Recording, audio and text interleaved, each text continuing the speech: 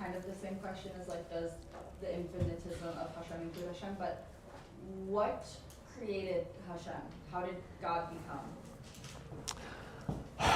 Okay, so we're done with psilocybin. Who's got some ayahuasca? These questions are good. They're heavy and they're good. So this is something that's addressed very head on, and specifically and explicitly in. It's probably more the purview of what I would say is Chakira, which is Torah philosophy, rather than Kabbalah. There's some overlap and obviously a lot of interplay between them. And there's a term in Torah philosophy in Chakira called Metziosoi Me'atzmosoi, which means God's existence is from within God's self. And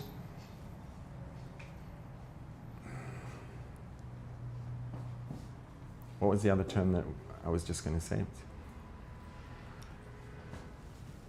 This wasn't the one I was getting to, but sorry? Can you say the first one? Metziosoi, I could write it up.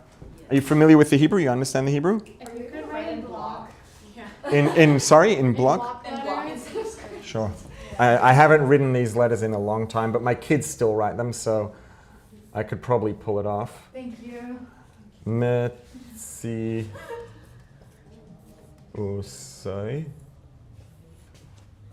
How am I doing so far? Not bad. No, that's an ayin. And then also God's existence is from within himself. Yeah, that's this. Metziosoi me'atzmosoi. Metzios means existence or isness. God's metziosoi, his existence, me'atzmosoi is from within himself. Now, there's another term that I think goes deeper and is probably better than that, which is mechuyev.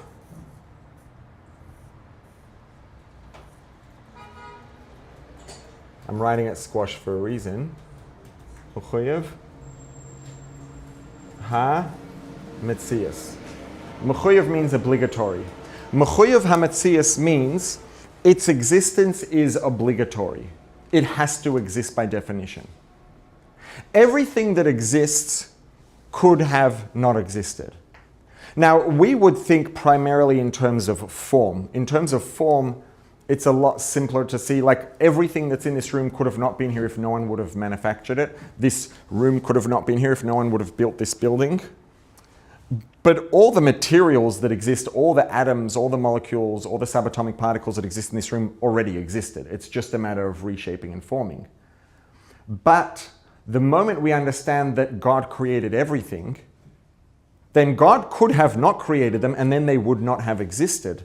So their existence within the existence of the universe, everything that exists has to exist because it's here, and you cannot destroy mass energy in a closed system, let's say. So if it's here, it has to be here. But God could have not created the universe. God could have not created matter. God could have not created energy. God could have not created time and space, and then they wouldn't be here. The nature of God is, and this is a mind bender, and it makes sense because our minds are also a creation, our brains are a creation, and our brains and our minds were created and designed to exist inside of the universe, inside of time and space. So we perceive things on those terms. But we can, even if we can't relate in a tangible way, we can accept that if the universe and time and space are creations, there is that which is outside of the universe. And if logic and reason are creations, there is that which is not subject to logic and reason. And that is that, following along that, God does not have a creator. And whether this is the chicken or the egg, God is mechuyev hametzias. God, by definition of the nature of God, God must exist, period. God is mechuyev hametzias. God's existence is obligatory. There's no option of God not being. Which means that God doesn't have a point of origin, because if God has a point of origin, that means there was an absence of God before that point of origin. But God exists by definition. And if God is the origin of time and space, then there was no such thing as time. There's no directionality. There's no God's the origin of the concept of direction and the passage of time as well as time itself.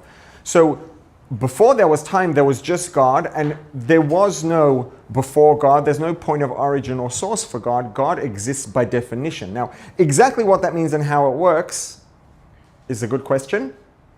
And the fact is there are very real limitations on the extent to which we can understand this in a tangible way, but that's the answer to the question.